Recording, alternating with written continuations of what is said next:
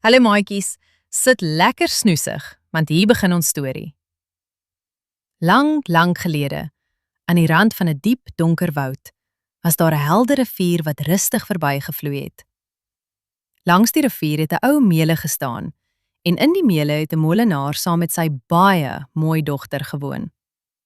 Die meisie was nie net mooi nie, maar ook slim en flink, en haar pa was so trots op haar, dat hy soms bietjie te veel gespoeg het. Eendag het die koning van die land naby die woud kom jaag. Die molenaar kry toe kans om met die koning te praat, en om belangrik te klink spog hy: "Majesteit, my dogter kan strooi in goud spin." Nou, hierdie koning was verskriklik lief vir geld en skatte, en toe hy dit hoor, het sy oë sommer geblink van gierigheid. Hy laat die molenaar se dogter dadelik kasteel toe bring. In die kasteel vat die koning haar na 'n kamer vol hoë hoope droë strooi. In die middel staan 'n spinwiel. Die koning kyk streng na die arme meisie en sê met 'n harde stem: "Teen môreoggend moet al hierdie strooi in goud gespin wees, as jy jou lewe liefhet." Voor sy nog kan verduidelik dat haar pa net gespog het en dat sy dit glad nie kan doen nie, sluit die koning die swaar deur en draai die sleutel om. Die meisie gaan sit in 'n hoek van die kamer en begin bitterlik huil. Sy fluister benoud vir haarself: "Hoe kan iemand ooit strooi in goud spin? Ek is verlore." Skielik, net toe die kamer heeltemal stil en donker voel, gaan die deur knisp oop, sonder dat die sleutel draai. 'n Vreemde klein mannetjie kom in gehinkstap. Hy het 'n snaakse gesiggie, 'n spits neus en 'n kort lyfie, en hy dra 'n verslete kleurvolle jassie. Hy kyk nuuskierig na haar en vra met 'n skril, krapperige stem: "Goeiemôre, mooi meisiekind. Hoekom sit jy hier en huil so?" Sy antwoord met bewerige stem: "Ag, liewe mannetjie, die koning sê ek moet hierdie strooi in goud spin, en ek weet glad nie hoe nie." Die mannetjie knik, sy oë blink stoutig, en hy vra: "En wat sal jy my gee as ek dit vir jou doen?" Die meisie vee haar trane af en sê sag: Ek het net my halsband oor." "Goed dan," sê die mannetjie.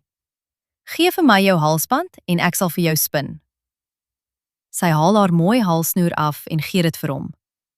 Hy spring toe op die kruk van die spinwiel, sit sy klein hande daarop en begin fliks werk. Terwyl hy spin, sing en fluit hy die snaakste liedjie: "Rond en rond die wiel moet draai. Kyk net hier, die goud kom saam.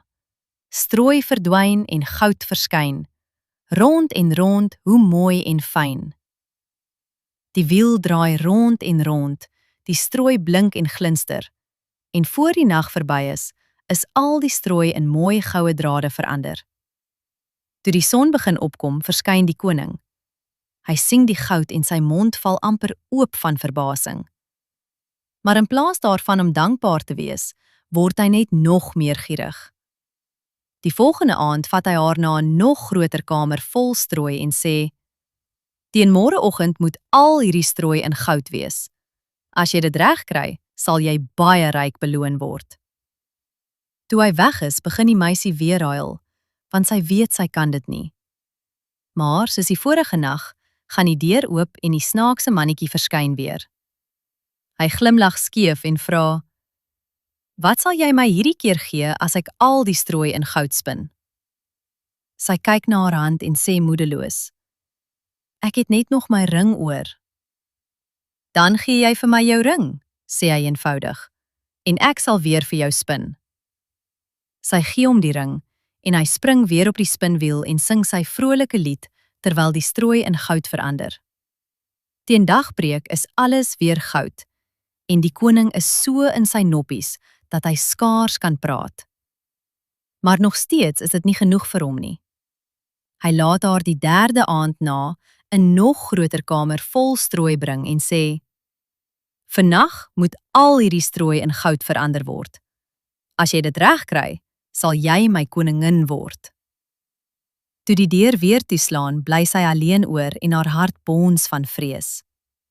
Vir die derde keer kom die klein mannetjie instap. Sy oë blink van nuuskierigheid en hy vra, "En wat sal jy my gee as ek ook hierdie keer vir jou spin, my koningin in wording?" Die meisie kyk na haar leë hande en fluister, "Ek het niks meer oor nie. Niks wat ek vir jou kan gee nie." Die mannetjie vou sy arms, dink bietjie na en sê dan stadig, "Goed, dan beloof jy vir my jou eerste klein kindjie, as jy eendag koningin is." Die meisie skrik baie vir daardie gedagte, maar sy voel vasgekeer. Sy dink, "Miskien sal dit nooit gebeur nie. Dalk sien ek hom nooit weer nie." In haar wanhoop knik sy en sê sag, "Goed, ek beloof."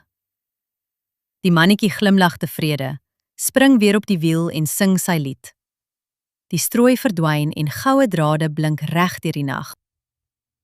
Die volgende oggend sien die koning die enorme skatkamer vol goud en is so bly dat hy sy belofte moet hou. Hy trou met die molenaar se dogter en sy word koningin. Met tyd vergeet sy heeltemal van die klein mannetjie en haar vreeslike belofte. 'n Jaar later word haar eerste pragtige babietjie gebore en die koningin is oorlaai met vreugde. Maar op 'n dag, toe sy rustig met haar baba aan die arm sit en speel, gaan die deur weer sag oop en daar staan die klein mannetjie. Hy glimlag skelm en sê, "Nou is ek hier om te kry wat jy my beloof het. Gee my die kindjie."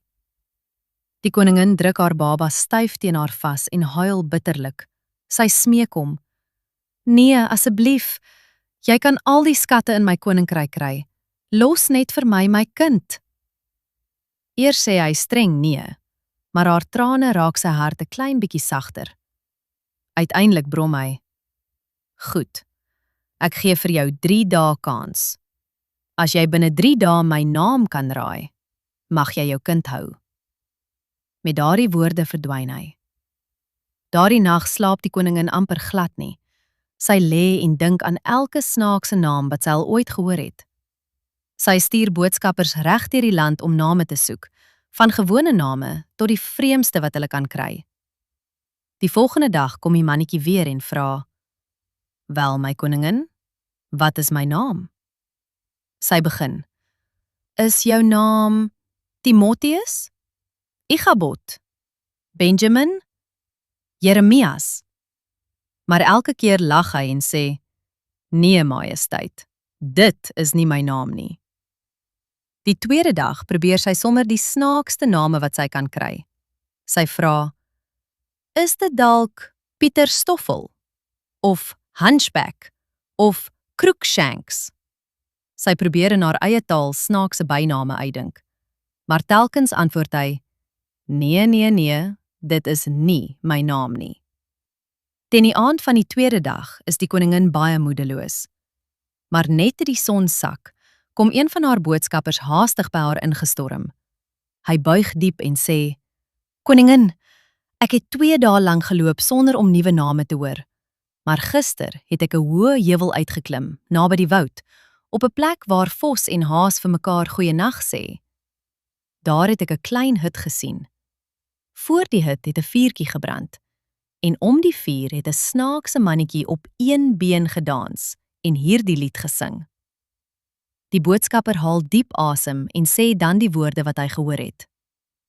"Vandag kook ek, môre bak ek, oormôre haal ek die koningskind weg.